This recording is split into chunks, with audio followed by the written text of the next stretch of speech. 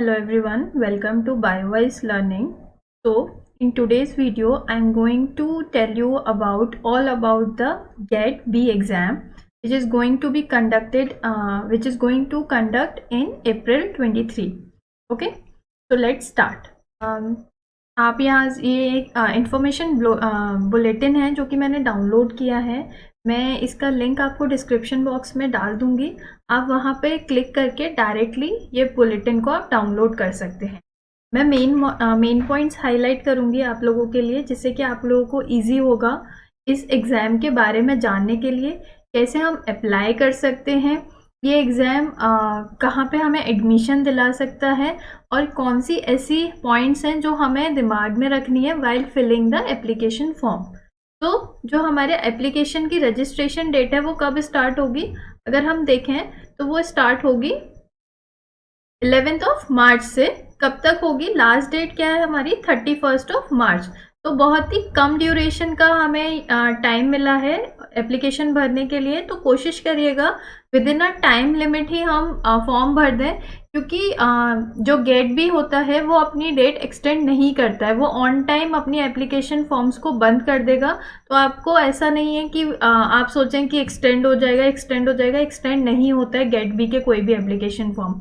कब से शुरू होंगे, 11 मार्च से शुरू होंगे, मतलब शुरू हो चुके हैं। आप आराम से भरिए ये फॉर्म, एंड कब तक रहेंगे 31 मार्च तक 11:50 PM तक, मिडनाइट तक रहेंगे ये। 12 बजे से पहले पहले आप फॉर्म अपना सबमिट कर सकते हैं 31 मार्च को।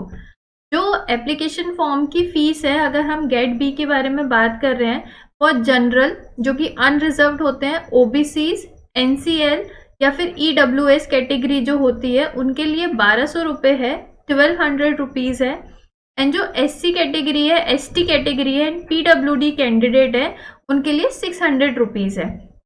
जो लोग गेट बी एंड बीईटी एक एग्जाम होता है जो डीबीटी कंडक्ट कराता है पीएचडी के एडमिशन के लिए, एंड फेलोशिप भी देता है। अगर आप इन दोनों एग्जाम्स को एक साथ भर रहे हैं, एक ही फॉर्म भर रहे हैं, तो आपकी जो एप्लीकेशन फीस लगेगी वो 2400 लगेगी, and for SC ST PWD it will be 1200। अगर आप सिर्फ गेट बी भर रहे हैं तो 1200 for general category, OBC and EWS, NCL, and SC ST के लिए इट विल बी 600।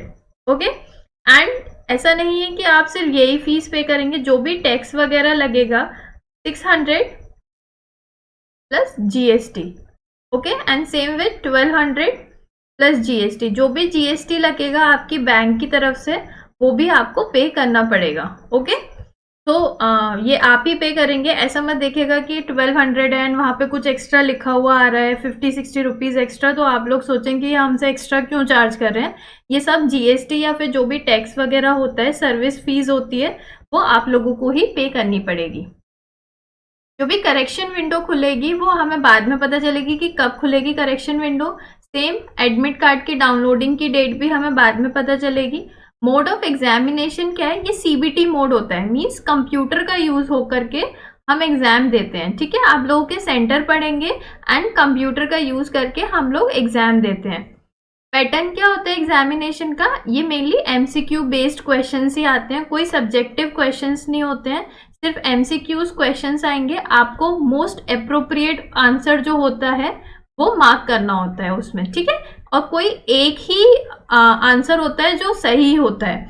ओके, जो ड्यूरेशन होता है एग्जामिनेशन का वो 180 मिनट्स होता है, मतलब 3 घंटे का पेपर होता है। डेट ऑफ एग्जामिनेशन क्या होगी, 23 अप्रैल 2022 को ये एग्जाम है, जो सैटरडे को पड़ रहा है। टाइमिंग होगी गेट बी एग्जाम की 9 AM to 12 PM। Examination centre वही पड़ेंगे, आगे मैं आपको बताऊंगी। जब आप एप्लीकेशन फॉर्म भरेंगे तब आपके लिए चॉइस फिलिंग का ऑप्शन आएगा। जो भी चॉइस आप उसमें डालेंगे, 4 चॉइसेस आपको उसमें डालनी होगी, तो जो भी चॉइस आप डालेंगे उसमें से ही आपका एग्जामिनेशन सेंटर बन करके आएगा, कोई और बाहर से नहीं बन के आएगा। तो कोशिश करेगा सोच समझ के चॉइस फिलिंग करें। इसमें कोशिश करेगा फर्स्ट और सेकंड अपने होम टाउन या फिर जो भी आपका कॉलेज है जहाँ पे अभी आप रह रहे हैं वो डालें। थर्ड एंड फोर्थ आप कुछ भी डाल सकते हैं, क्योंकि मेनली जो एग्जाम्स होते हैं वो फर्स्ट और सेकंड में ही चूज करते हैं आपका एग्जामिनेशन सेंटर। जो भी आपका रेस्पॉन्स रिकॉर्ड होगा वो भी आपको बताया जाएगा बाद में, एनटीए और जो भी डिक्लेरेशन होगा वो भी बाद में बताया जाएगा। और जो वेबसाइट है, सारी इंफॉर्मेशन जिस वेबसाइट पे कंडक्ट की जाएंगी वो ये 2 वेबसाइट्स हैं जहाँ पे सारी इंफॉर्मेशन आपकी आएंगी। तो कोशिश करिएगा कि आप अप टू डेट रहें, आफ्टर 1 और 2 वीक्स ये वेबसाइट चेक करते रहें कोई अपडेट तो नहीं है। तो हमेशा अपनी वेबसाइट्स को चेक करते रहें जब भी आप कोई फॉर्म वगैरह भर रहे हैं। Candidates not complying with instruction shall be summarily disqualified. कोशिश करिएगा इंस्ट्रक्शन के बेसिस पे या फॉर्म भरें, कुछ भी उल्टा सीधा ना भरें, क्योंकि हो सकता है कि आपका फॉर्म रिजेक्ट कर दिया जाए अगर कुछ भी उनको अप टू द मार्क ना लगे। तो ऑनलाइन मोड में होंगी सारी चीजें, जो भी एप्लीकेशन फॉर्म वगैरह होंगे वो सब ऑनलाइन सबमिट होंगे। आपको कोई फॉर्म डाउनलोड करके हैंड रिटन सबमिट नहीं करना है, सारी चीजें आपको ऑनलाइन ही सबमिट करनी है। एक ही एप्लीकेशन सबमिट करा जाएगा, 1 application will be submitted by the 1 individual. ऐसा नहीं है कि आप 2-3 सबमिट कर दें, ऐसा नहीं करना है, आपको सिर्फ एक ही एप्लीकेशन सबमिट करनी है। अगर आप दोनों एग्जाम के लिए पार्टिसिपेट करना चाह रहे हैं, गेट बी एंड बीईटी, तो भी आपके लिए एक ही एप्लीकेशन भरी जाएगी, बट हाँ आपकी जो फीस होगी वो डबल हो जाएगी। जैसे कि मैंने आपको ऊपर बताया, you have to submit 2400 rupees, लेकिन फॉर्म एक ही भरा जाएगा। और अगर आप सिर्फ गेट बी के लिए अप्लाई कर रहे हैं तो एक ही फॉर्म आपको भरना है और एक ही बार आपको फी सबमिट करनी है। More than 1 application fees will not be accepted. अगर आप गेट बी के लिए दे रहे हैं एग्जाम और आपने एक से ज्यादा फी एप्लीकेशन फॉर्म भर दिए हैं तो वो एक्सेप्ट नहीं किए जाएंगे। ठीक है, 1 है उसमें आपको रजिस्ट्रेशन करना होगा, अपनी ईमेल आईडी और अपना मोबाइल नंबर डालिएगा। कोशिश करेगा अपना own mobile number and email ID डालें या फिर अपने पेरेंट्स का डालें, जो कि जहाँ पे आपको प्रॉपर इंफॉर्मेशन मिल सके। ईमेल आईडी आप अपनी डालिएगा, अगर आपकी ईमेल आईडी नहीं है तो एक जनरेट कर लीजिएगा ईमेल आईडी, जिससे कि जो भी इंफॉर्मेशन आपके पास आए वो आपके पास एट अ वेरी मोमेंट आ जाए। ऐसा नहीं कि इंफॉर्मेशन किसी दिन आई है, आप उसे पढ़ कहीं और रहे हैं, किसी और दिन पढ़ रहे हैं, तो मे बी आप डिले हो सकते हैं किसी चीज़ के लिए। एंड मोबाइल नंबर भी आप वो डालिएगा जो आप यूज़ कर रहे हैं। अगर आपके पास मोबाइल नहीं है तो अपने मम्मा या पापा का फादर का मोबाइल नंबर डालिएगा, जिससे कि आपको प्रॉपर इंफॉर्मेशन मिल सके।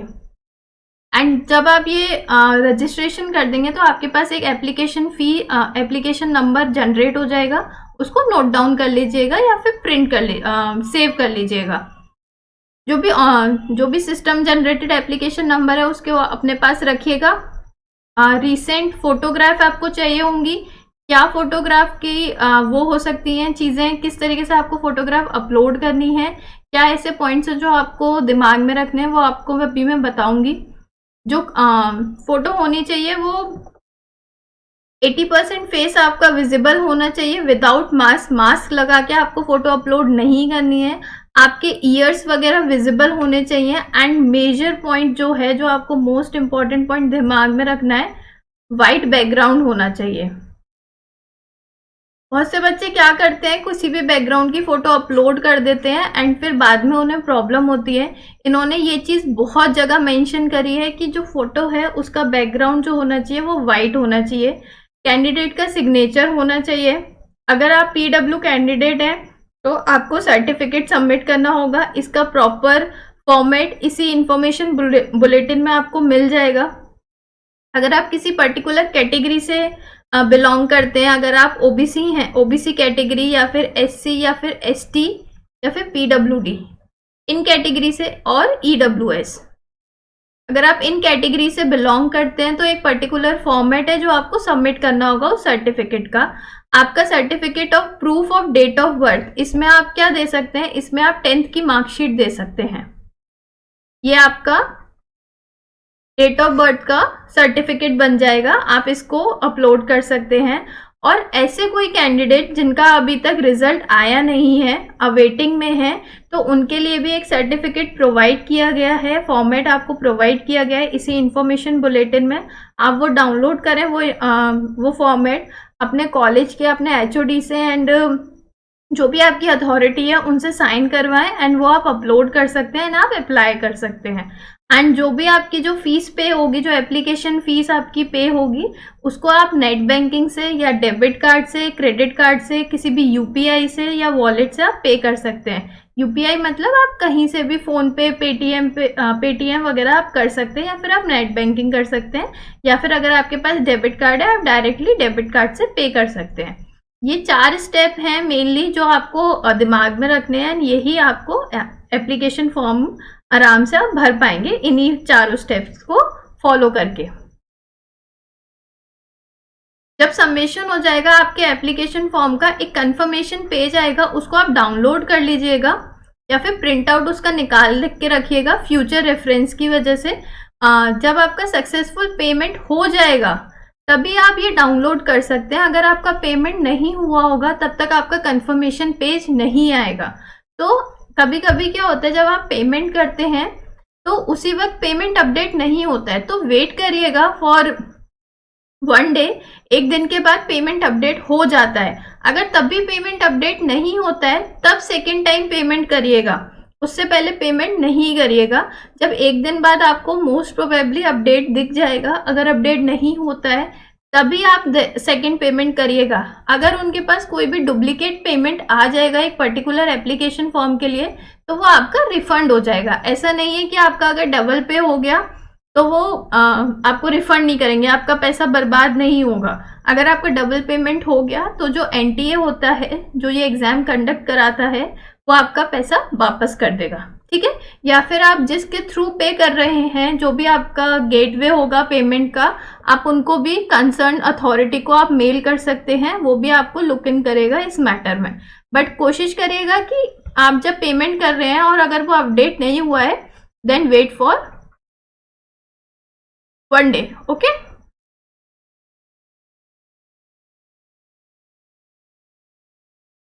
जो नेक्स्ट पॉइंट आपको दिमाग में रखना है, जो भी आप इंफॉर्मेशन अपनी दे रहे हैं वो बहुत ही सोच समझ के एंड बहुत ही कंसंट्रेशन के साथ फिल करिएगा। क्योंकि अगर ऐसा हुआ कि आपको पता ही नहीं है कि आपने गलत इंफॉर्मेशन भर दी है और अगर करेक्शन विंडो ओपन हुआ एंड आपको लगा है कि मैंने तो बिल्कुल सब सारी चीजें सही भरी थी एंड करेक्शन विंडो भी क्लोज हो गया, गलत इंफॉर्मेशन भर दी है, तो उसमें एनटीए फिर कुछ भी नहीं कर पाएगा, आपकी वो गलत इंफॉर्मेशन ही वहां चली जाएंगी। एंड कोई भी रिक्वेस्ट व्हाट्सएप से, फैक्स से, कहीं ईमेल से, वो बिल्कुल भी आपका बिल्कुल नहीं सुनेगा, आपकी गलत इंफॉर्मेशन ही वहां पे चली जाएंगी। कोशिश करिएगा अपना ईमेल एड्रेस, अपने सारे इंफॉर्मेशन, अपने फादर का नेम, मदर्स नेम, अपनी ईमेल आईडी, आपका कम्युनिकेशन की जितनी भी चीज़ें वो लोग मांग रहे हैं, आपकी डेट्स, जो भी आपकी मार्कशीट्स हैं, जो भी आपके डॉक्यूमेंट्स हैं, बहुत ही ध्यान से सबमिट करिएगा। बिल्कुल भी गलती नहीं होनी चाहिए, डबल चेक करके करिएगा। दैट्स ओके, टाइम ज़्यादा लगे लेकिन सही चीज़ होनी चाहिए, ओके। जो भी आपको इंटीमेशन दिया जाएगा वो सब ईमेल के थ्रू दिया जाएगा, या फिर आप एनटीए की वेबसाइट पे जाकर के चेक कर सकते हैं। अपने ईमेल्स को कंटिन्यूसली चेक करिएगा, कोई भी अपडेट आता है वो सबसे पहले आपको ईमेल पर ही दिया जाएगा। आप ये स्टेप्स फॉलो करें, और अगर ये कंप्लीट नहीं हुए आपके ये step, 3rd and 4th step, तो आपकी एप्लीकेशन इनकम्प्लीट कहलाएगी और वो आगे सबमिट नहीं होगी, ओके। जो गेट बी एग्जाम होता है वो कौन दे सकता है, वो सिर्फ बोनाफाइड इंडियन नेशनल जो भी हैं वो ही दे सकते हैं। इंडिया जिनके पास भी बोनाफाइड नहीं है इंडिया का, वो ये एग्जाम नहीं दे सकते हैं। ये एग्जाम क्यों होता है, ये भी जो भी पोस्ट ग्रेजुएट प्रोग्राम होता है, अगर आपको उसमें एडमिशन चाहिए उसके लिए ये एग्जाम कंडक्ट कराया जाता है। तो किस तरीके के हमारे प्रोग्राम्स होते हैं, for example MSc in biotechnology और अलाइड साइंसेज, या MTech in biotechnology allied sciences आपको करना है। एमएससी करना है एग्रीकल्चर बायोटेक से, या एमवीएससी करना है, एमवीएससी मतलब वी फॉर वेटरनरी। अगर आपको वेटरनरी में एमएससी करनी है, एनिमल बायोटेक्नोलॉजी में करनी है, तो ये सारे प्रोग्राम में आप एडमिशन ले सकते हैं थ्रू गेट बी, ओके। जो भी इंस्टीट्यूशन पार्टिसिपेट करते हैं गेट बी में, वही आपका फर्दर नोटिस निकालेंगे। उसमें इन दो अथॉरिटी का कोई भी रोल नहीं होगा आगे जाके, ठीक है। जो भी इंस्टीट्यूशन पार्ट लेंगे वही आपका सारा फर्दर प्रोसेस करेंगे। आपको स्टाइपेंड मिलता है या नहीं मिलता है, स्टूडेंट का सबसे बड़ा क्वेश्चन यही होता है। अगर हम गेट बी एग्जाम क्लियर करते हैं तो क्या हमें स्टाइपेंड मिलेगा या नहीं मिलेगा? तो आपको स्टाइपेंड मिलता है, डिपेंड करता है कि आप कौन सी कैटेगरी में एडमिशन ले रहे हैं। अगर आप MSc in biotechnology and allied area में ले रहे हैं तो आपको 5000 रुपीज पर मंथ मिलेगा। अगर आप एमएससी एग्रीकल्चर बायोटेक्नोलॉजी ले रहे हैं तो आपको 7500 पर मंथ मिलेगा। एंड अगर आप एमटेक में एडमिशन ले रहे हैं या फिर एमवीएससी में एडमिशन ले रहे हैं तो आपको 12000 पर मंथ मिलेगा। तो ये डिपेंड करता है कि आप किस कैटेगरी में एडमिशन ले रहे हैं। जैसे कि मैंने आपको पहले ही बताया था, तो जो भी इंडियन नेशनल्स हैं, बोनाफाइड इंडियन नेशनल्स हैं, जो भी बॉर्न एंड ब्रॉटअप है इंडिया में, वही ये एग्जाम भर सकते हैं या फिर इसके लिए एलिजिबल हैं। ओके, अगर आप नहीं है इंडियन, जो भी कैंडिडेट्स अपने लास्ट ईयर ऑफ एग्जामिनेशन में है, लास्ट फाइनल ईयर में है, वो अप्लाई कर सकते हैं। आरए कैटेगरी में वो लोग अप्लाई कर सकते हैं, मींस रिजल्ट अवेटेड कैटेगरी में।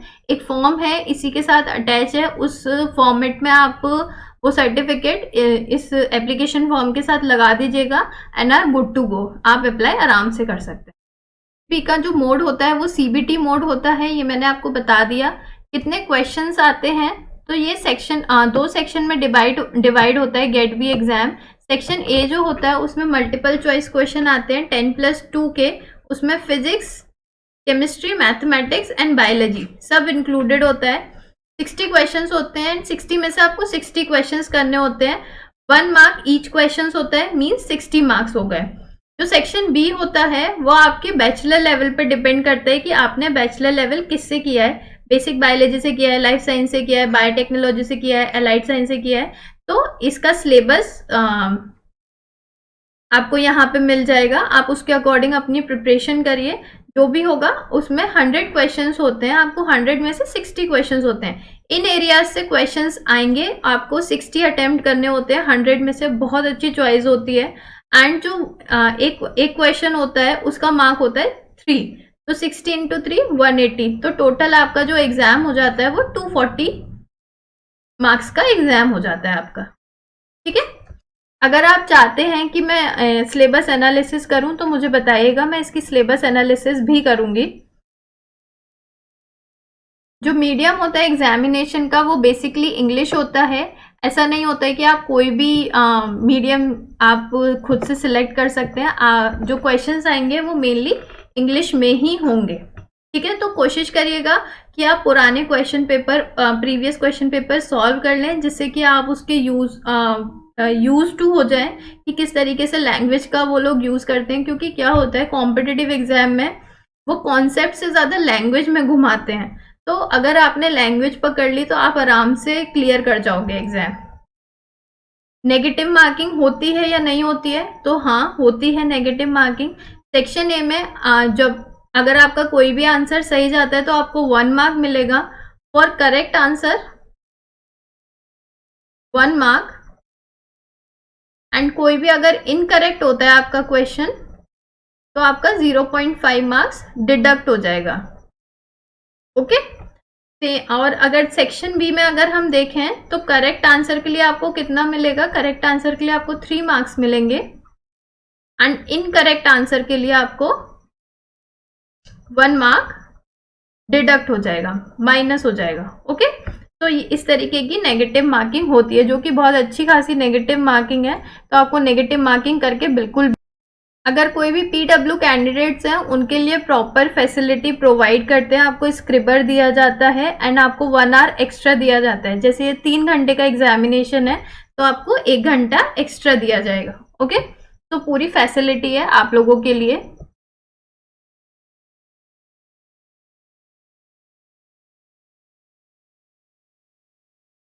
क्या क्या चीजें आपको लेनी है जब आप ये एप्लीकेशन फॉर्म भरें तो कोशिश करिएगा अपनी वैलिड आईडी प्रूफ की स्कैन करके रखें, अपनी 10th की मार्कशीट को स्कैन करके रखें, आप अपनी पासपोर्ट साइज फोटोग्राफ स्कैन करके रखें with white background, clear signature रखें, 10th मार्कशीट रखें, रिजल्ट अवेटेड कैटेगरी के हैं तो अपना सर्टिफिकेट प्रॉपर स्कैन करके रखें। आपको 4 सिटी चॉइसेस भरनी पड़ेंगी। अगर आपको बैंक डिटेल जो भी आपका जो रिफंड वगैरह होगा वो कौन सी बैंक में आना है उसकी आपको डिटेल फिल करनी पड़ेगी, वैलिड ईमेल आईडी देनी पड़ेगी, वैलिड मोबाइल नंबर देना पड़ेगा। ओके, जो भी हम चॉइस फिल करना चाहते हैं वो मैंडेटरी है, 4 आपको चॉइस फिल करनी ही करनी पड़ेगी। तो फर्स्ट चॉइस आप कोशिश करिएगा वो फिल करें जहाँ पे आप एग्जाम एक्चुअल में देना चाह रहे हैं। कोई भी उल्टी सीधी जगह अगर आप फिल कर देंगे फिर एनटीए आपको वही एग्जामिनेशन सिटी देगा, फिर आपको बाद में प्रॉब्लम होगी। तो फर्स्ट एंड सेकंड चॉइस वही रखिएगा जहाँ पे आप जा सकते हैं, जहाँ पे आप एग्जाम दे सकते हैं। ठीक है, आपको 4 चॉइस फिलिंग करने के ऑप्शंस आते हैं। जो भी सिटी आप चूज करेंगे वही आपके एडमिट कार्ड में आएंगे एंड वहीं आपको एग्जाम देने जाना पड़ेगा। अगर ऐसा हुआ कि बाद में आपको लगा कि नहीं मैं यहाँ आ गया हूँ, मुझे यहीं एग्जाम देना है, एंड उस वक्त अगर करेक्शन विंडो ओपन हुई तो आप अपनी सिटी चेंज आराम से कर सकते हैं। ऐसा नहीं है कि आप नहीं कर पाएंगे। ठीक है, लेकिन कोशिश करिएगा कि पहले ही सही फॉर्म भरें कि करेक्शन विंडो का आपको वेट ना करना पड़े। ओके, ये पूरा प्रोसीजर मैं आपको समझा चुकी हूँ ऑलरेडी कि किस तरीके से फॉर्म आपको भरना है, एंड जो आपको इमेज अपलोड करनी है वो अच्छे से पासपोर्ट साइज फोटो ही अपलोड करिएगा। कोई भी कंप्यूटर जनरेटेड या पोलराइड इमेज एक्सेप्टेबल नहीं होगी, वो आपका फॉर्म रिजेक्ट कर देंगे। जो एप्लीकेशन अगर आपने एप्लीकेशन फॉर्म में फोटोग्राफ नहीं लगाई तो भी आपका फॉर्म रिजेक्ट हो जाएगा। पहली बात वो आगे बढ़ेगा ही नहीं, and by chance by any chance वो बढ़ भी जाता है आगे तो आगे चल के वो आपका एप्लीकेशन फॉर्म रिजेक्ट कर दिया जाएगा। जो भी कैंडिडेट के सिग्नेचर अपलोड करेंगे आपको ऐसा नहीं करना कि नॉर्मल आप अपना नाम लिख दें बस। ठीक है, आपको ऐसे पूरा XYZ जब फॉर एग्जाम्पल जो भी आपका नाम है, फॉर एग्जाम्पल आपका नाम है राहुल शर्मा, तो आपको ऐसे अपना पूरा नाम नहीं लिखना है बॉक्स में। ठीक है, जो भी आपका सिग्नेचर है, फॉर एग्जांपल आपका सिग्नेचर ऐसा है तो आपको यही सिग्नेचर करना है आपको प्रॉपर। तो आप क्या कर सकते हैं, आप इस तरीके से एक रेक्टेंगल ड्रॉ करिएगा एक पेपर पे, यहाँ पे आप अपना सिग्नेचर करिएगा, इसको स्कैन करिएगा, इसको क्रॉप करिएगा एंड देन अपलोड कर दीजिएगा।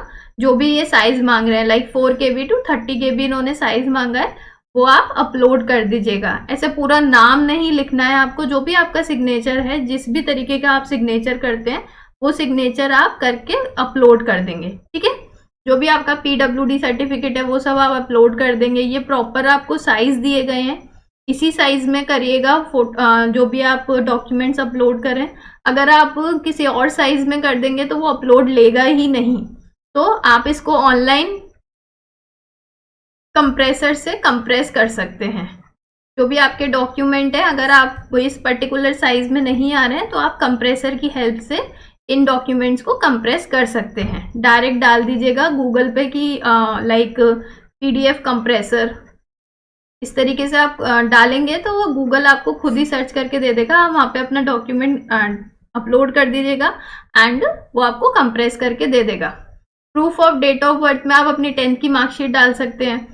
तो इस तरीके के आपके सारे डॉक्यूमेंट्स आपको सारे अपलोड करने हैं, रिजल्ट अवेटेड कैटेगरी का सर्टिफिकेट एंड ऑल, एंड जो भी पेमेंट आपको करना है वो आप इन मीडियम्स के थ्रू आप पे कर सकते हैं।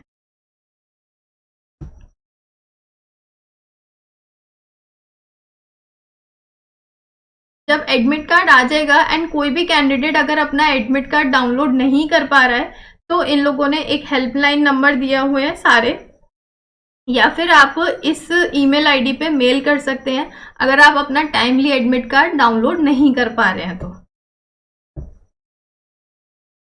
आपको print copy of admit card अपने एग्जामिनेशन में लेके जानी है, एक पासपोर्ट साइज फोटो लेके जानी है, फोटो आईडीज लेके जानी है जो भी आप लेके जाना चाहते हैं, ड्राइविंग लाइसेंस हुआ, पैन कार्ड हुआ, स्कूल आइडेंटिटी कार्ड हुआ, आधार कार्ड हुआ, आप कुछ भी लेकर के जा सकते हैं। ओके, PW सर्टिफिकेट आपको लेके जाना होगा जब भी आप एग्जाम देने जाएं तो अपने एडमिट कार्ड के साथ साथ PW सर्टिफिकेट भी लेके जाइएगा। एंड अगर जैसे आपका जो गेट बी एग्जाम है उसकी जो टाइमिंग दी हुई है वो 9 AM टू 12 PM दी हुई है। तो जो गेट क्लोजिंग होगी वो 8:30 PM पे गेट क्लोज हो जाएगा, तो उससे पहले पहले पहुंचने की कोशिश करिएगा, उसके बाद ये लोग अलाउ नहीं करेंगे। इस तरीके के आपको ये कुछ फॉर्मेट्स दिए हुए हैं, like for the person who are differently abled, उनके लिए इस तरीके के फॉर्म दिए गए हैं। आप अपना फॉर्म देख करके किस तरीके का आपको फॉर्म आपकी कैटेगरी को बेस्ट सूट कर रहा है, उस वाले फॉर्मेट को आप प्रिंट आउट करके एंड फिल करके साइन करवा करके अपलोड करिएगा एंड एक कॉपी अपने पास रखिएगा, जिससे कि ड्यूरिंग द एग्जामिनेशन आप उसे दिखा सकें। ये अलग अलग पूरे फॉर्मेट दिए गए हैं, लाइक डिसेबिलिटी सर्टिफिकेट दिया गया है, मेडिकल सर्टिफिकेट फॉर जो भी डिसलेक्सिक कैंडिडेट है उनके लिए अलग से सर्टिफिकेट दिया हुआ है, ओबीसी कैटेगरी के लिए, ईडब्ल्यूएस कैटेगरी के लिए, एंड जो भी अगर जो भी SC ST कैंडिडेट्स हैं उनके लिए सर्टिफिकेट दिया हुआ है। इसी फॉर्मेट में ही आपको सर्टिफिकेट निकालना है, कोई और फॉर्मेट एलिजिबल नहीं होगा। अगर आप कोई और फॉर्मेट अपलोड करते हैं तो चांसेस है आपके एप्लीकेशन रिजेक्ट होने के। इन्होंने ये पर्टिकुलर फॉर्मेट दिया है, इसी फॉर्मेट को आपको प्रिंट करना है एंड अपलोड करना है, इसमें इंफॉर्मेशन फिल करके। ये EWS सर्टिफिकेट है, जो भी EWS कैंडिडेट है वो इस सर्टिफिकेट को डाउनलोड करें, इसको फिल करें, जो भी अथॉरिटी है उससे स्टैम्प वगैरह करवाएं एंड इसको अपलोड करें। अगर आप EWS कैंडिडेट हैं, अगर आप by chance timely EWS certificate नहीं बनवा पा रहे हैं, क्योंकि कभी कभी टाइम लग जाता है, तो आप ये सर्टिफिकेट भी अपलोड कर सकते हैं। ठीक है, ये आपके सारे सर्टिफिकेट है, ये सारी आपकी हेल्पलाइन नंबर दिए हुए हैं। अगर आपको कोई भी प्रॉब्लम होती है आप इन पे कांटेक्ट कर सकते हैं। अगर आपको पे करने में, अगर आप पेटीएम से पे कर रहे हैं एंड आपका पेटीएम से पे नहीं हो पा रहा है बट आपका बैलेंस डिडक्ट हो गया है, इस तरीके की कोई भी पेइंग प्रॉब्लम है तो आप इनको कांटेक्ट कर सकते हैं। अगर आपको और कोई क्वेरी है आप इसको यहाँ पे मेल लिख सकते हैं dbt@nta.ac.in, या फिर आप इस फोन नंबर पे फोन कर सकते हैं। ठीक है, तो ये सारी इंफॉर्मेशन है अबाउट गेट बी एग्जाम, कि किस तरीके से हम अप्लाई कर सकते हैं, क्या हमारे पास डॉक्यूमेंट्स होने चाहिए, किस तरीके से हमें अपलोड करने हैं। अगर आपको कोई भी प्रॉब्लम आ रही है एप्लीकेशन फॉर्म फिल करने में, आप मुझको कमेंट बॉक्स में लिख सकते हैं, मैं आपकी क्वेरी सॉल्व करने की पूरी कोशिश करूंगी। अगर आपको ये वीडियो पसंद आई है तो प्लीज़ लाइक करिए एंड सब्सक्राइब करिए इस चैनल को, and all the very best for your future and for your competitive